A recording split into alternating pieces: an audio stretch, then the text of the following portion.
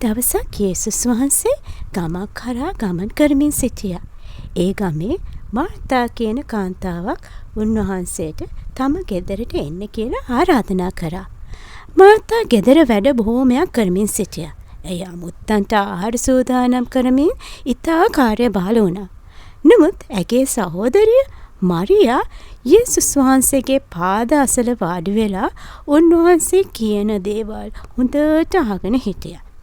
Martha ටිකක් මේ ගැන කනගාටු වෙලා යේසුස් වහන්සේට මෙහෙම කිව්වා. ස්වාමිනී, මට උදව් කරන්න කියලා මරියාට කියන්න.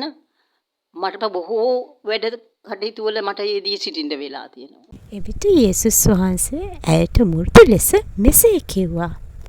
මාර්තා, ඔබ බොහෝ දේවල් ගැන කනගාටු වෙනවා. මරියා යහපත් දේ තෝරගත්තා. තාවෙන් අපිට ඉගෙන ගන්න තියෙන පාඩම නම් දෙවියන් වහන්සේ සමග කාලය ගත කිරීම සියලුම දේටම වැඩිය ජීවිතේ වැදගත් කොටසක් කියන එකයි. ඉතින් අපිත් අපේ හැම ජීවිතයේ දවසකම යේසුස් වහන්සේට කාලය දෙන්න, උන්වහන්සේගේ වචනේ කියවන්න, යේසුස් වහන්සේට යාඥා කරන්න අවස්ථාවක් කරගන්න අවශ්‍යයි. ඉතින් මේ වගේ ලස්සන කතාවක් අරගෙන යලිත් ඔබ සමග හම්බ වෙන්නම්. යේසුස් පිටයි.